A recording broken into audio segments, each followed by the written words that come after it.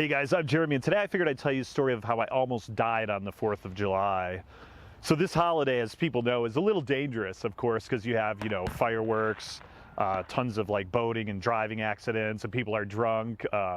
So it's definitely a dangerous time of year. I think the only other holiday that's more dangerous is Memorial Day, because people are probably driving further distance and the weekend's longer. So I didn't almost die because of boating, drinking, or driving, or fireworks. It was a different reason, and at this time I was actually in China. So the story of how I almost died and that weekend I was traveling is pretty crazy, so I'll tell you about it.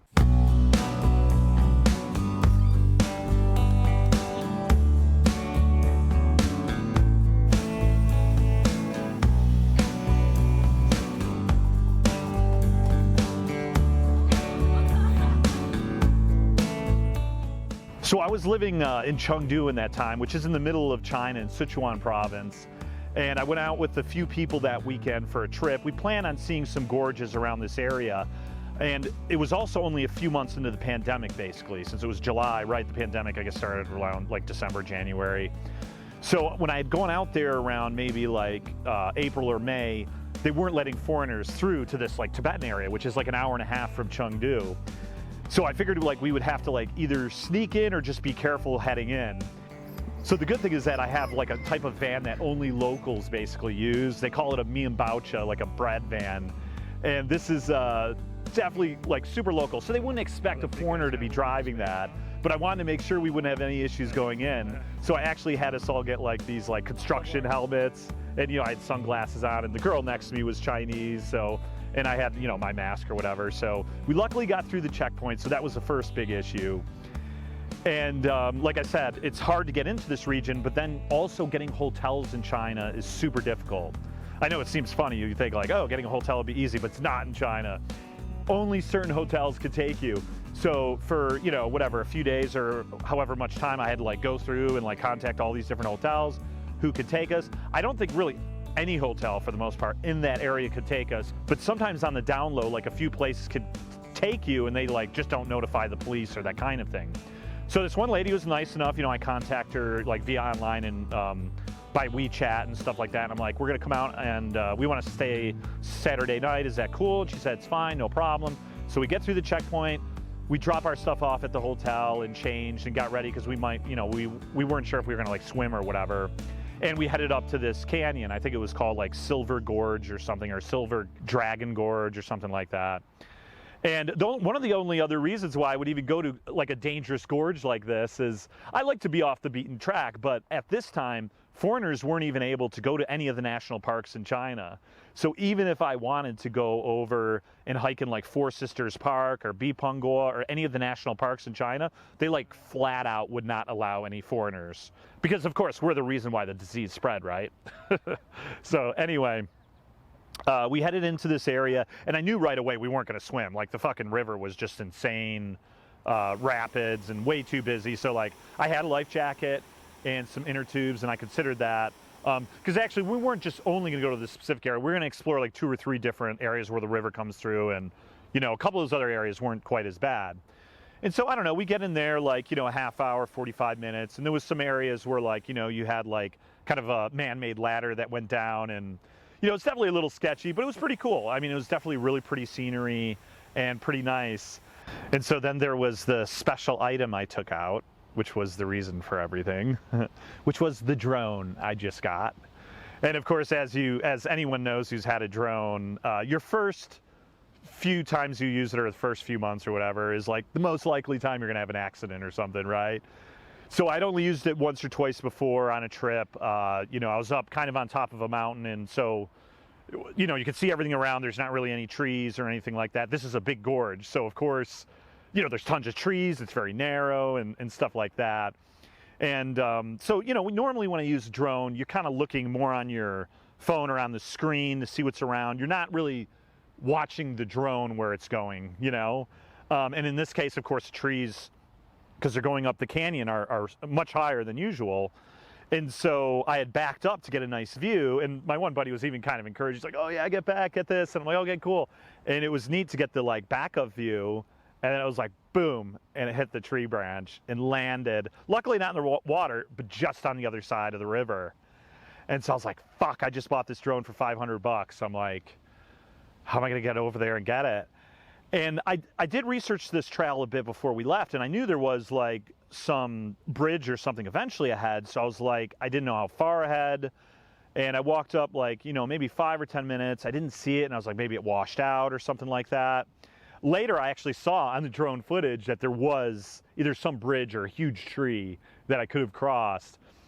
And so, you know, the water's like that kind of level where you're like, it's definitely sketchy, but it's doable.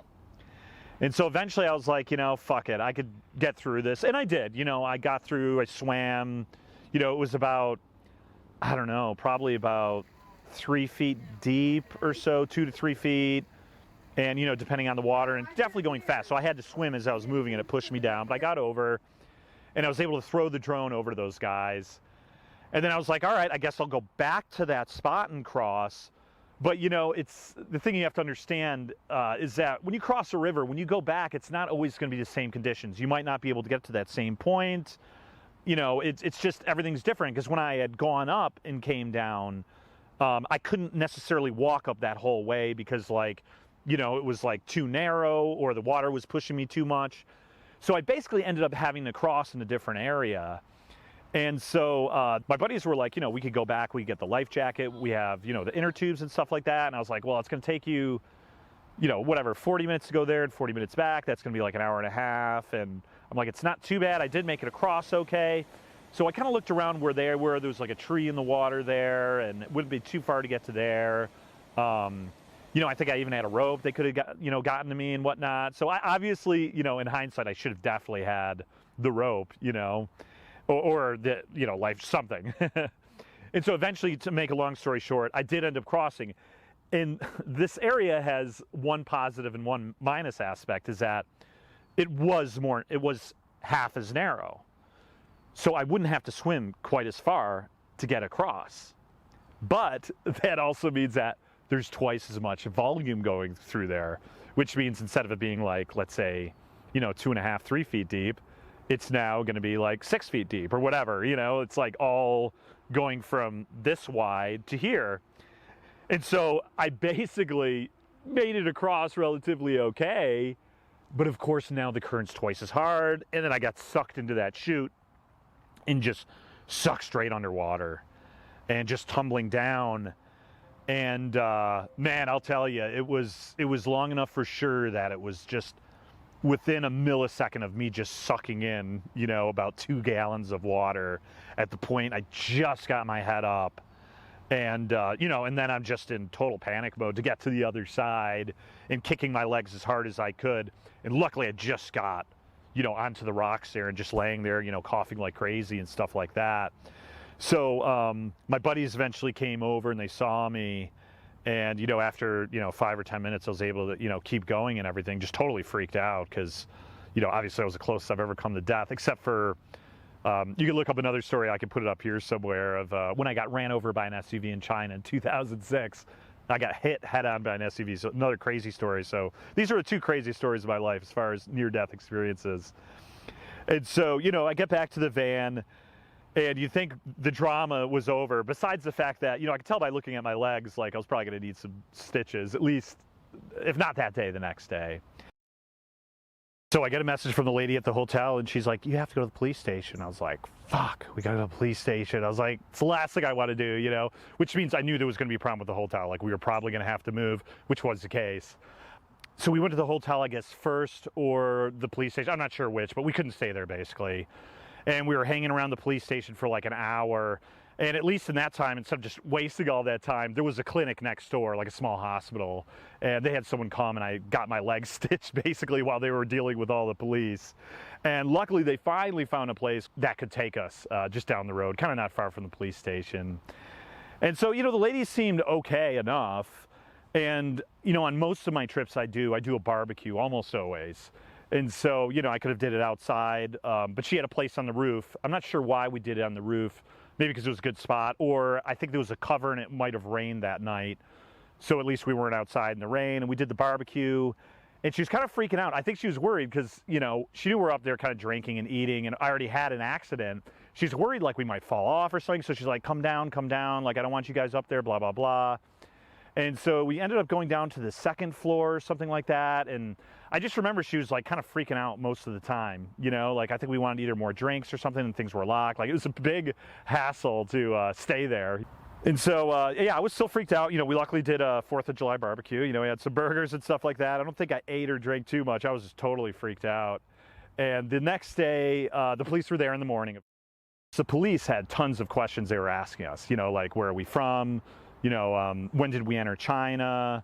Blah, blah, blah, you know, what country, all this kind of stuff. They're talking to the Chinese girl the most because, of course, she could speak the best. So by default, she got to get stuck with that job. I kind of felt bad, but sometimes that happens.